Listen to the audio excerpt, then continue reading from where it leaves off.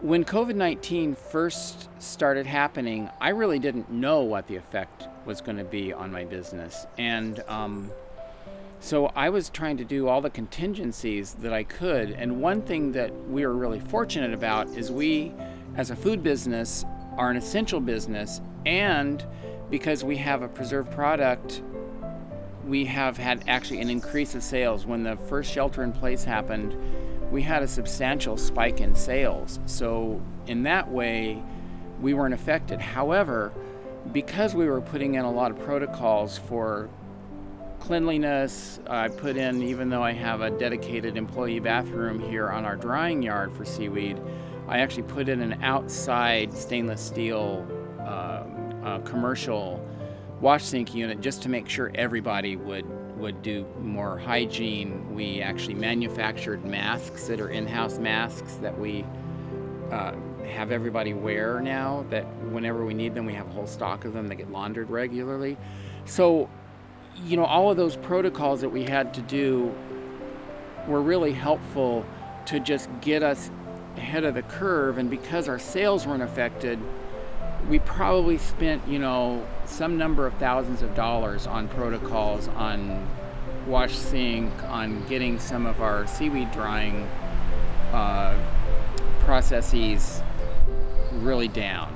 So ongoingly, what we have is, especially in our commercial kitchen, because we also operate Chubby's Shared Use Kitchen, we have more protocols in place for more specific thorough protocols that are in place for sanitation, for hand washing, for taking care of making sure points of contact and bathrooms are all sanitized more regularly, and that all the employees and users of that kitchen and anybody who's working for Rising Tide just is more aware of sanitation, especially hand washing and mask use.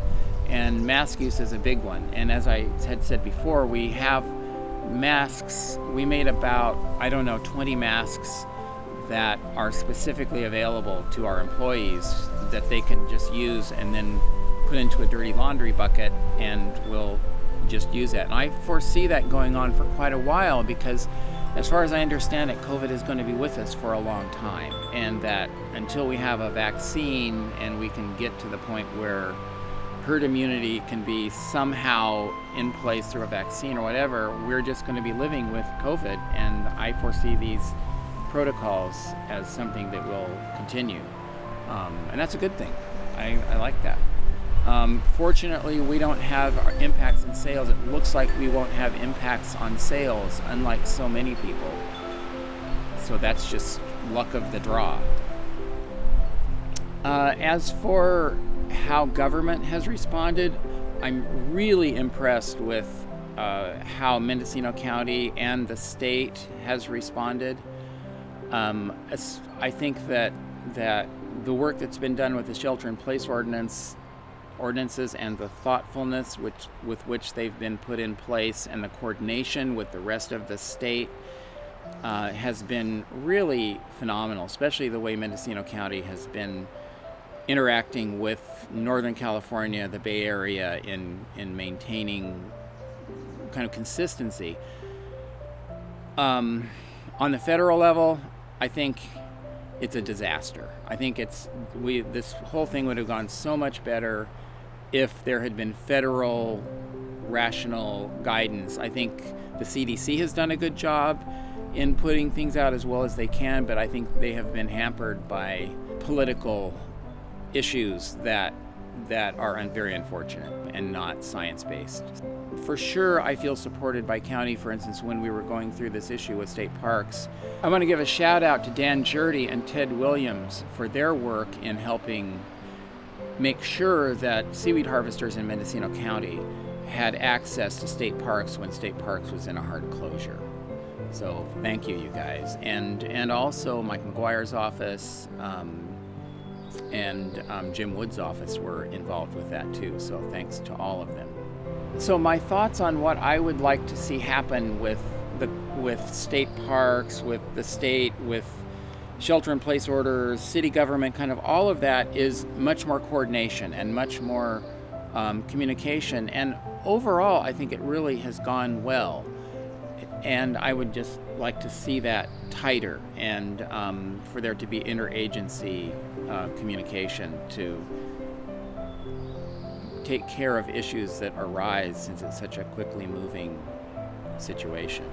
I want to thank all of our customers for their loyal business that we have, because if people had lost confidence in us and we had suffered a radical or even just slight reduction in sales, it would have really impacted us. So I really appreciate the loyal customers that we have for supporting us through this whole crisis.